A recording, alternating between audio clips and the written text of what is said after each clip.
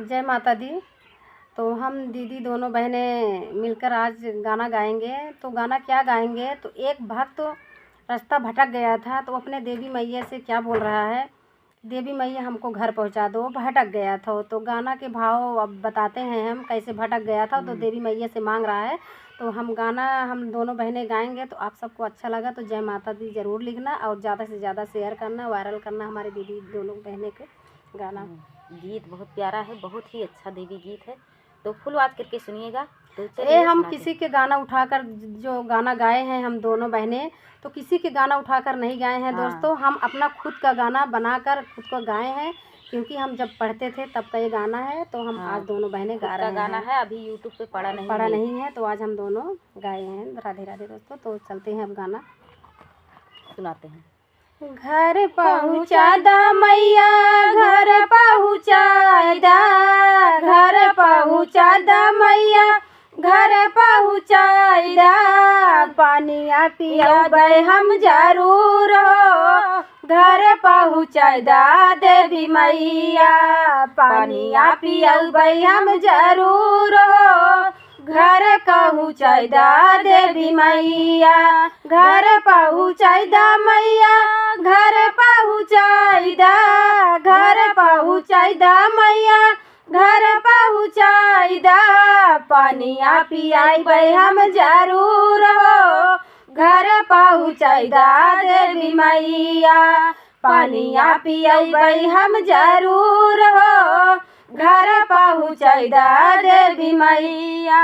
जाऊ तू काबू मैया, चुनरी चढ़ाऊ भाई, जाऊ तू काबू मैया, चुनरी चढ़ाऊ भाई, चुनरी ओढ़ाऊ भाई हम जरूर हो, घर पहुँचा दा देवी मैया, चुनरी ओढ़ाऊ भाई हम जरूर हो, घर पहुँचा दा देवी मैया, घर पहुँचा दा मैया, घर पहुँचा दा, घर पहुँचा दा मैया, घर पहुँचा दा, पानिया पियाबै हम जरूर हो, घर पहुँचा दा देवी मैया, पानिया पियाबै हम जरूर हो, घर पहुँचा दा देवी मैया। जाऊ तू काबू मैया, नारियल चढ़ाऊ भाई, जाऊ तू काबू मैया,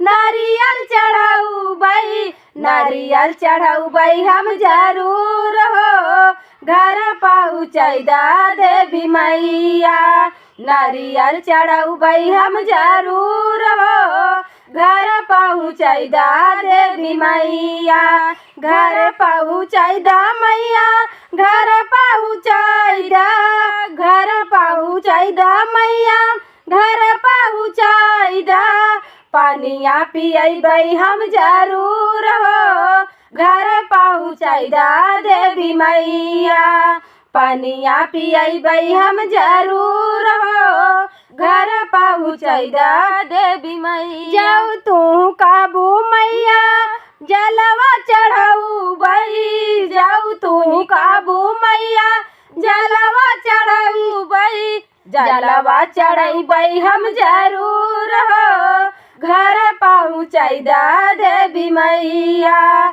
जलवा चढ़ाऊ भाई हम जरूर हो, घर पहुँचा दा देवी मैया, घर पहुँचा दा मैया, घर पहुँचा दा, घर पहुँचा दा मैया, घर पहुँचा दा, पानिया पियाबै हम जरूर हो, घर पहुँचा दा देवी मैया, पानिया पियाबै हम जरूर हो, घर पहुँचा दा देवी मैया। जाऊ तू काबू मैया, फूलवा चढ़ाई भाई, जाऊ तू काबू मैया, फूलवा चढ़ाई भाई, फूलवा चढ़ाई भाई हम जरूर हो, घर पहुँचा दा देवी मैया, फूलवा चढ़ाई भाई हम जरूर हो, घर पहुँचा दा देवी मैया,